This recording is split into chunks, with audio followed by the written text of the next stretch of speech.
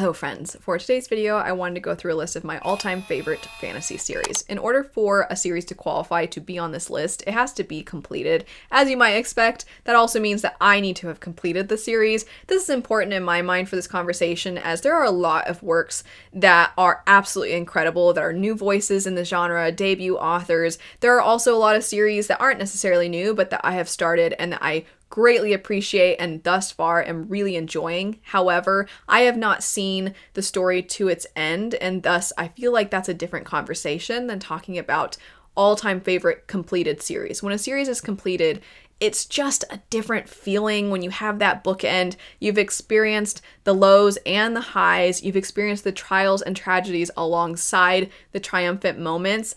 It sits with you in a different way. And that's really what I wanted to highlight, are the stories that have sat with me and have done all of these amazing things incredibly, or at least in my opinion, in an incredible fashion. The other thing I want to note before we jump into it is that I really wanted to capture truly the series that are the biggest standouts for me and are the biggest standouts within fantasy. But that does mean there are going to be a couple of entries on this list that are not actually book series. Fantasy is incredibly far-reaching. It can do so many amazing things, and that includes the ability to be told in different mediums in a meaningful way. And I thought it would be a disservice to both the genre and these stories to leave them off simply because my channel is typically about books. I still felt it was important to highlight how wonderful I think these other stories are as well.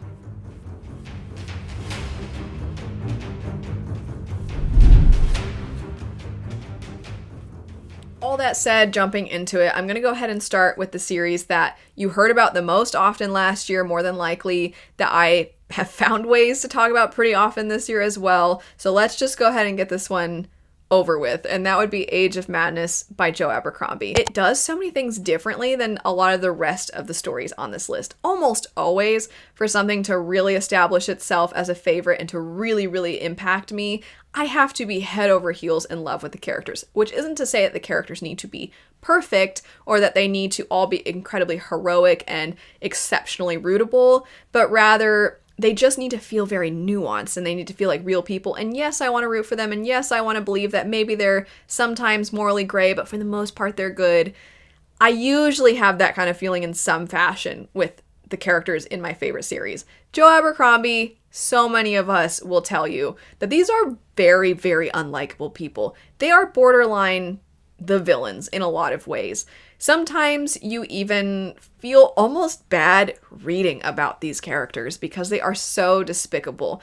But I really feel like he utilizes his characters in a way where they don't feel like caricatures, but they somehow still are almost like manifestations of all of our worst components and everything that makes humanity what it is, especially when we're talking about why change is so difficult to implement, why when change does happen, it doesn't really impact those who are the most vulnerable. All it really does is find new ways to make the rich richer and to make the working class continue to be exploited. He explores all of those things in some ways through, of course, the way that the plot progresses. And sometimes he does interesting subversions of expectations with his plots. But also his characters, while at times they represent the lower classes, at times they represent the people at the top, really they are representing humanity, why the societies that we read about function the way they do and why our own society functions the way it does.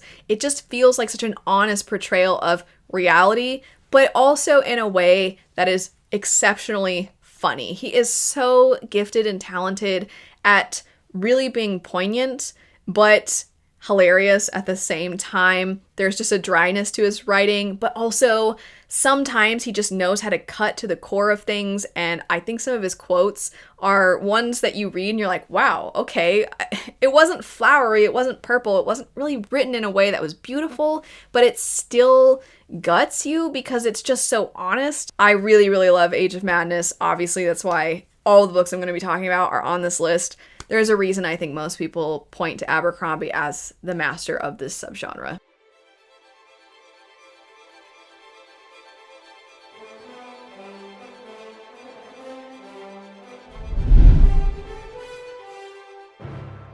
While Abercrombie is certainly a staple, I think, here on BookTube and a lot of fantasy circles, I wouldn't say that his works are mainstream on the same level as some of the other ones that I'm going to mention. So I'm going to kind of stay in that lane and stick to something that I think is exceptional but isn't as loved as I would like it to be, and that would be the Winnowing Flame Trilogy by Jen Williams. If you are looking for creativity, if you are looking for fantasy unlike any you've ever really experienced, if you are looking for a genre bender, look no further, because Winnowing Flame accomplishes that so well. The setup is one that it always sounds odd to explain, and interestingly, another parallel between these first two is that you'll notice when I talked about Age of Madness, I didn't really describe a plot, which is something that you'll find is true of a lot of when people talk about Abercrombie. With Winnowing Flame, though, part of what's difficult about pinning down the plot is it sounds so bizarre, because it really is unlike anything else. To try and put this in a way that is digestible and not lasting too long, you follow a planet that has been impacted by wars of the past, and the only group of people that knows anything about the secrets of these wars,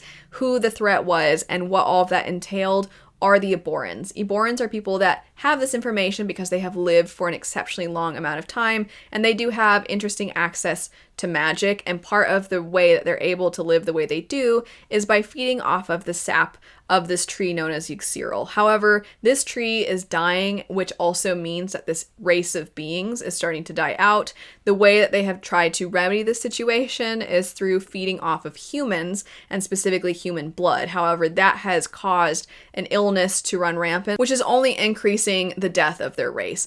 And even though a lot of humans have no reason to want to care about this race dying out, at the end of the day, the threats of the past may come back again, and the only people who have memories long enough to even know what happened and how to fight this potential threat are the Eborans. So you do see a researcher, a witch, and an Eboran band together, and it is so explosive, it's so interesting. It's really going to take a while, if you do give it a try, to feel like your feet are on the ground, because the characters in a lot of ways don't really have their feet on the ground, and you really don't know who the antagonist is, but as the story progresses, you are discovering these things alongside very likable but flawed characters. They are so grating at times, and other times they're funny, other times they're very charming, but they get on each other's nerves, they get on your nerves, but you also just kind of can't help but root for them. And the story really turns into something that I can't think of another series that is quite like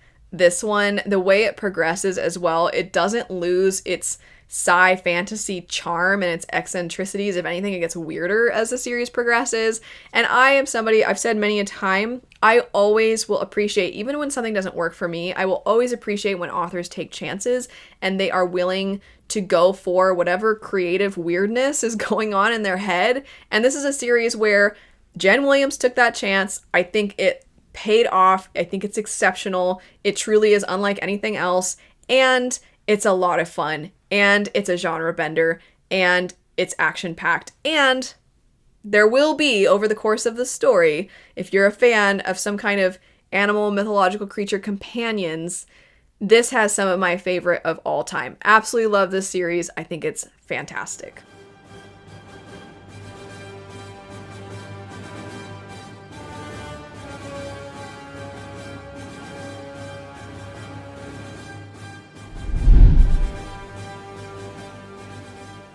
I started with a couple that are maybe not as mainstream. The next one, about as mainstream as you can get, but I am absolutely on the hype train. And I mentioned that I was pretty depressed after I finished this. I'm still depressed. It is pretty much all I ever see when I open my Instagram, aside from cute animals, are memes and clips and edits from this story, and that would be Attack on Titan. I understand why the end is not for everyone. However, I felt like the story went from being very heavy on the twists and turns, very heavy on the shock factor, very heavy on the amount of stakes that the characters are going through. It went from all those things to tapping into themes that I really think stand out and that are so painful, but also are really true to our own history and are true of what human beings are capable of, the hatred that can divide us, and the impossible choices that people are forced to make. And the fact that sometimes you don't even have a choice, you don't really have as much agency as you would like, and sometimes there is nothing that you can do. And those factors, I'm trying to be somewhat vague because I don't want to give away too much. If there's ever a story to go into without knowing anything, it's this one. But those factors are next to none. I mean, I'm going to probably continuously use too many versions of that same sentiment of unlike anything else, exceptional in its uniqueness, whatever version of that you want to say. I think there's nothing quite like Attack on Titan. There's really nothing quite like it. And when I first started it, I really don't know if I realized just how much of an emotional toll the story was going to take on me, because when you're first getting into it, there's so many different characters. And when I say there are stakes, I mean, you don't know who's going to live and who's going to die, because very quickly it's established a lot of people are going to die. And you feel like they are up against the most impossible odds. You don't just feel it, you see it time and time again. You have no idea how they're ever going to get through it. And you kind of continuously have that feeling, and then the stakes get raised even more and more. But the stakes go from being raised in very obvious, overt, in front of you ways to being very internal, and you just don't know, with the things that they have to grapple with, what the right call is for so many different scenarios. It's heartbreaking. It is speaking to some of the most devastating things that you can possibly imagine. But when we talk about the lows and the highs and the trials and tragedies versus the triumphs, this show and this story, depending on if you consume the anime or the manga, there aren't too many that have that range like Attack on Titan. I know not everybody's going to know this if they aren't familiar with Attack on Titan, but there's a certain speech that a certain character gives, and for some reason I decided to put myself through listening to this speech in English and then Japanese and then in English again and then in Japanese, and I was just like, why am I doing this to myself? But it's so good, and I was just soaking it up and then being upset at the outcome. It's great. It's so good. But man, there are days where I'm like, I can't think about this story. I just can't, because it hurts too much.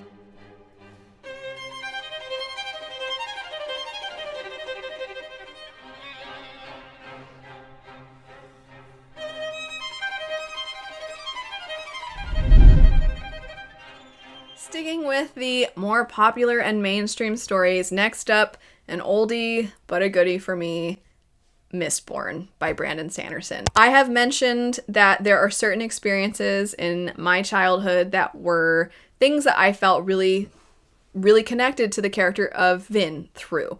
And I hadn't really seen a character portrayed in the way that she was, but also through one of the coolest magic systems to this day that I've ever come across, and also a magic system that I think transformed fantasy in a lot of ways. I don't really know how much we used to utilize that term in the past in discussing books. I don't know that people would really even contemplate the rules and limitations of the magic system. Ever since, it has completely altered how many of us think about fantasy, which that in and of itself says a lot. But in the same way I said I can appreciate when people take chances even if they don't work for me, I think that there's always the possibility that this magic system could have transformed the genre, but also been boring or been bogged down by feeling almost too scientific or feeling like it lacks any feeling of magic within its magic system. However, it is still, just to put it bluntly, cool. The Mistborn magic system is awesome. I have said so many times that, and I know a lot of other people would love an adaptation, I would love for this to be a video game, because I think it would so well fit into that. I'm getting a little off track here, but back to the idea of it's just incredible and it's so innovative and creative and different, but it also plays such an integral role in the plot. It also makes you feel more connected during action scenes. And another reason that you feel connected during action scenes is, I was talking about stakes with Attack on Titan. There are absolutely high stakes in Mistborn. You do not know who is safe. You don't know who's going to live and who's going to die. You have the rug pulled out from under you a number of times. And this is truly one of those series that once you reach the ending, it completely impacts how you feel about the rest of the series. And when you go back and reread it and you get to appreciate all of the work that was put into place, but you simultaneously did not have to get to the ending to appreciate things as you were going. It was an enjoyable reading experience throughout, and then it became a different reading experience when going back through it.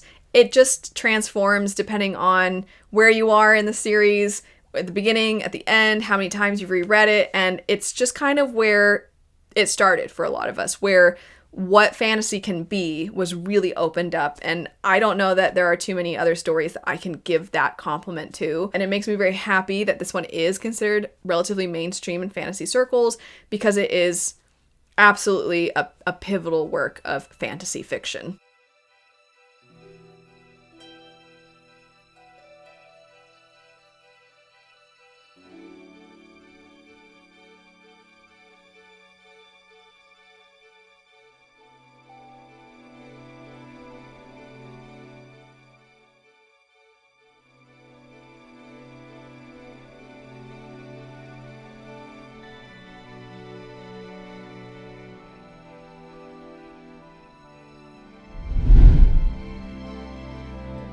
I am cheating for this next answer. I know I'm cheating. I am thinking more of this franchise, which, again, I know I'm cheating, but I gotta say it, okay? I gotta give a compliment to Final Fantasy. I love Final Fantasy X.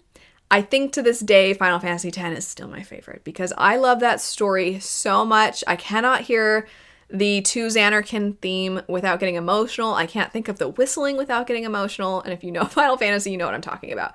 But the reason I'm saying I'm cheating here is because Final Fantasy, if you are unfamiliar with games in general, the way that this works is that, yes, they are numbered. They are not direct sequels to each other. Final Fantasy X has a different story from 7, which has a different story from 12, which has a different story from 16.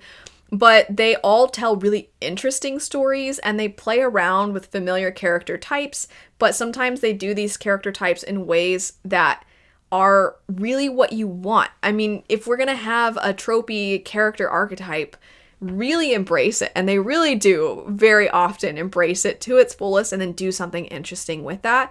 And Final Fantasy X, the reason that this one stands out so much to me is that absolutely the nostalgia factor for sure, but it thematically hits so many things while also having some fantastic character arcs. The character of Titus, I say Titus. The commercial for the story back in the day said Titus. I say Titus. Whatever. So Titus is a character who starts out, he's just kind of a big goofball. I know this is a goofy term that gets thrown around, but he kind of fully captures the himbo character type.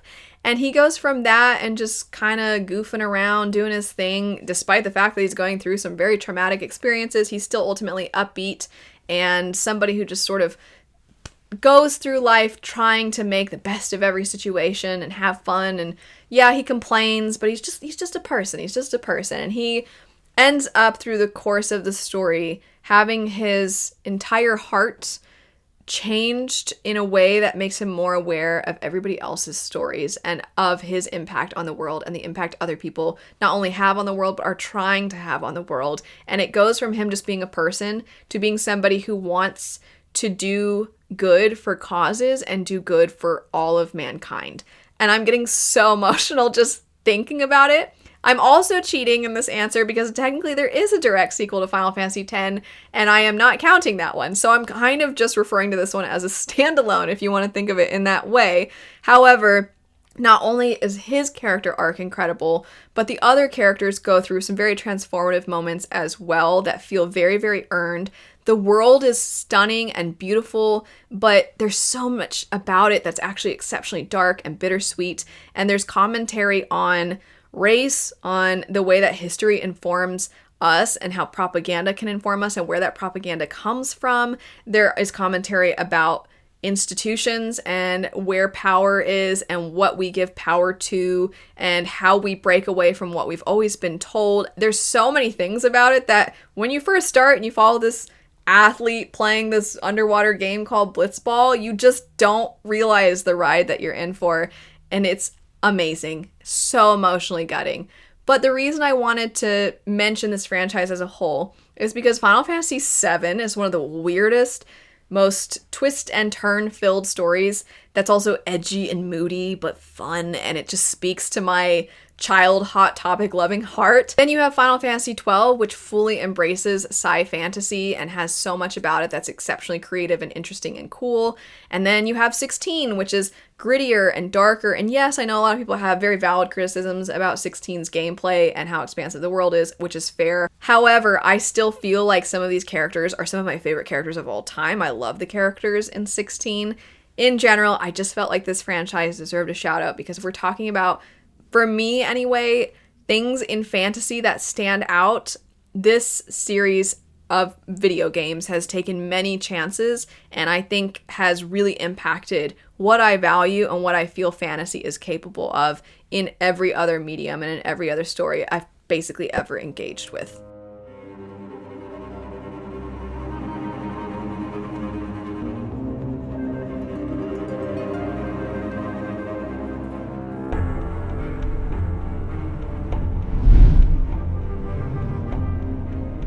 Returning to some stories that aren't quite as mainstream and quite as popular. Next up, we have the Daevabad Trilogy. This is another one similar to Attack on Titan and Age of Madness that I picked up and flew through in 2024 and absolutely fell in love with it.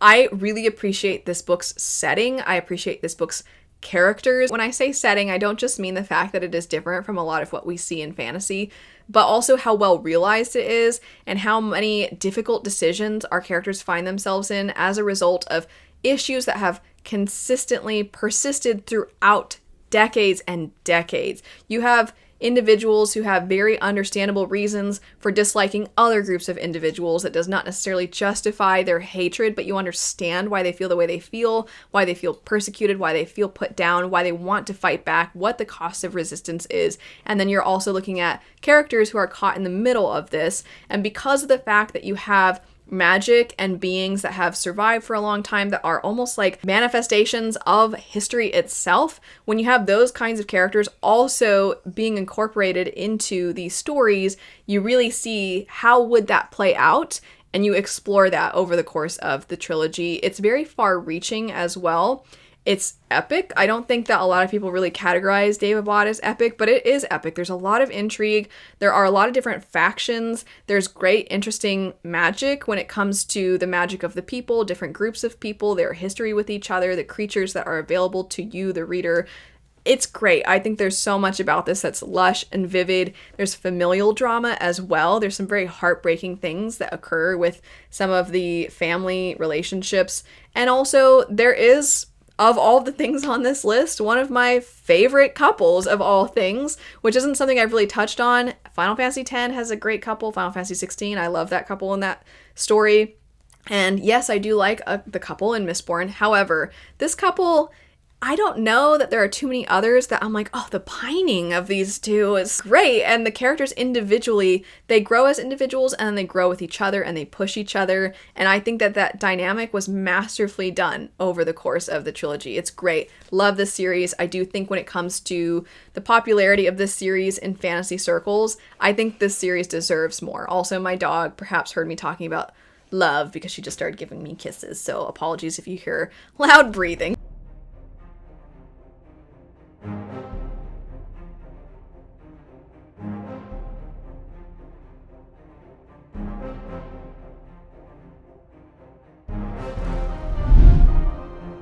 The next one I'm going to mention would be one of the only young adult series on this list, which would be the Aurelian Cycle. This one to me is a standout because it is primarily, I would say, more historical fantasy feeling, but something that I think this author did, and that it actually takes a lot to be able to accomplish this, is it made very complex themes involving revolution and change in society able to be portrayed through a story that was interesting, that was captivating, that at times was exceptionally moving, and was something that, in my opinion, transcended the age range that it was marketed as. I don't think that it's incorrect to be marketed as young adult by any means, but in the same way a lot of us compliment Avatar: The Last Airbender as an example of being a story that took very difficult, complex topics and made it so that people of all ages could not only digest these things, but could think of them in a way that was compelling. that's a difficult feat to do when you can't quite show, or you're choosing not to show, the absolute grittier side of things, like something Age of Madness might do. So the fact that Aurelian Cycle is able to take these really heartbreaking aspects of class differences, of a shift in government, of the shift of kind of governing bodies you want to have, and how that's going to affect the general population, to make you care about the characters and to make you care about the general population and about society, and to make you care about characters on different sides of various different groups. I think that it's done so well. It's so nuanced. I also love the way that the dragons are incorporated into the story. There's not really quite a magic system in this. The dragons more so are almost like weapons of mass destruction, you could say. So then you can almost tie their incorporation to the story into thematic elements, and you can sort of see that as symbolism. But simultaneously, if you're going to include dragons, you also have to tie in the idea that these characters are going to care about these beings because they're basically like animal companions that they grow very close to. And that creates for some of my favorite moments in the series, as well as some of the hardest moments to read, especially when you have characters on opposing sides and they all have dragons and you're like, no, just fly away and go live in peace somewhere else, but that would be irresponsible, so you can't. When it comes to the pining, I do think that the couple in this story, also an exceptional example of pining. Really, if you are somebody who likes political fantasy, you really don't get, in my opinion, a whole lot better than the Aurelian Cycle, especially if you're somebody who appreciates reading things from different age ranges. This does it so, so well.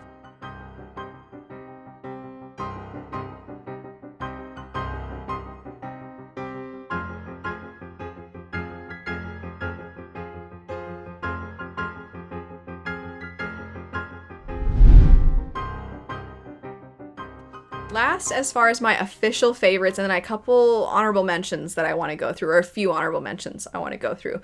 But my last for my all-time favorites, and I don't know if there's too many stories that do the highs and lows better than this one. Luna agrees if you heard her grumbling. And that would be Fullmetal Alchemist. I love Fullmetal Alchemist. I've read through the manga multiple times. I've watched the show. I want to rewatch the show sometime soon because I love it so much. I love the characters in this, of which there are so many. I love the ways that the familial relationships are explored. I love the intrigue. I love the world. I think the magic is fascinating. The setup for the story is you follow these two young brothers, one who lost an arm and a leg while performing an alchemical experiment that went wrong in an effort to bring his mother back to life.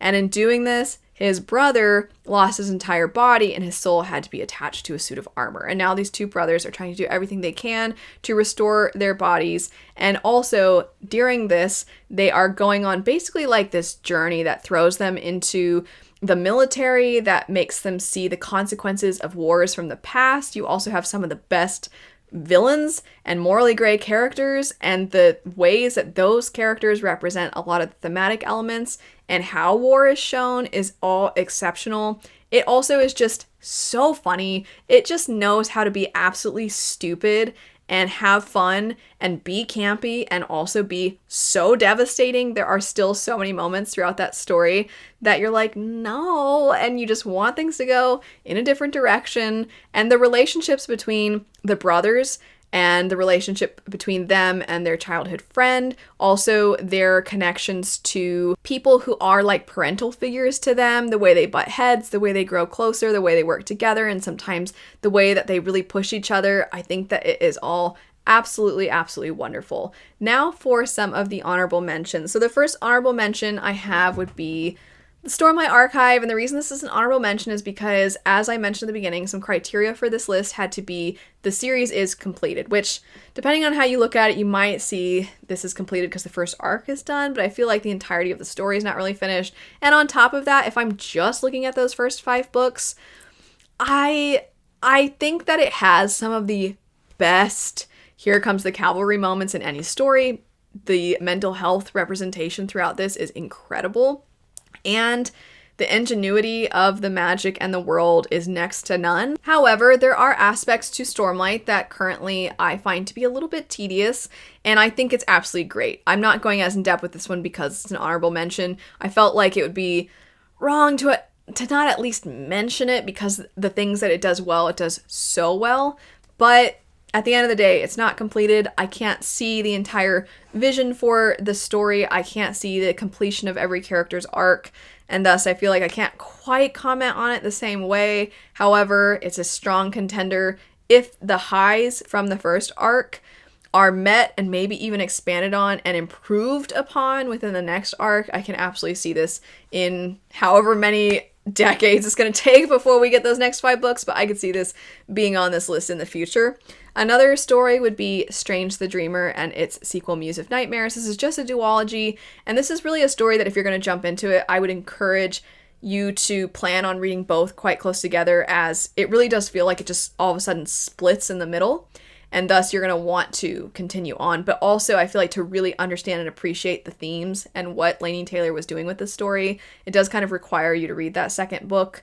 I do think, though, that the way that it shows compassion as a central theme is really, really well done. This story is also incredibly beautiful and unique and lush, and the writing is quite exceptional. It can lean into being overly poetic at times, maybe a little eccentric and nonsensical, but I still think it's quite beautiful. I also wanted to mention the Witcher series. I have read all of the books. I definitely am biased though, because I love the Witcher 3 The Wild Hunt video game so much, but if I really think about the series as a whole, I don't quite know if it hits in the same way as some of the other ones I've mentioned, but I just love it so much that I wanted to at least mention it. I think this one will always be an honorable mention, because I think when I graduated college and I was just getting back into fantasy, this had a special place for me because it was like a return to a lot of what I loved in my childhood and now had the time to explore again.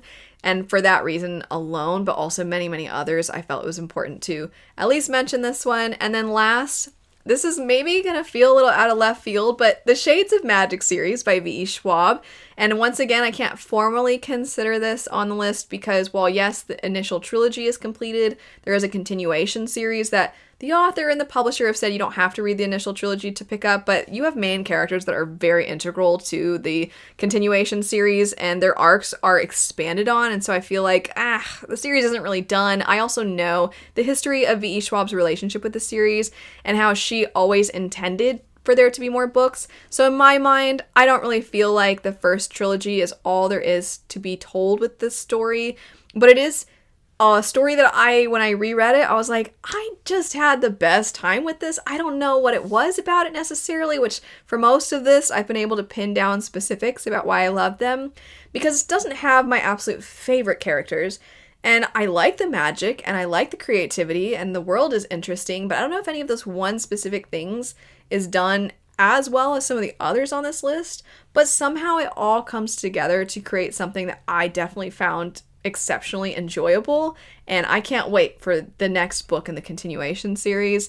And I think there's just something about this one that it's like compulsively readable for me, but not for other people. Some people read this and they get a little bored, but I just have so much fun with it. I think I also am a sucker though for V.E. Schwab's writing, and her creativity and her ideas in general always pull me in, and I always find myself intrigued. Anyway, that's it for some of my all-time favorite fantasy series. Feel free to let me know what some of your series are, and if you have recommendations based off of anything I've said, absolutely I want to know, because if there is anything that's even somewhat remotely like my favorites, my interest is piqued. And also a lot of you end up having really wonderful recommendations, so I would love to see your thoughts in general. Thanks so much for watching though. I hope you have a great rest of your day, and I'll see you later.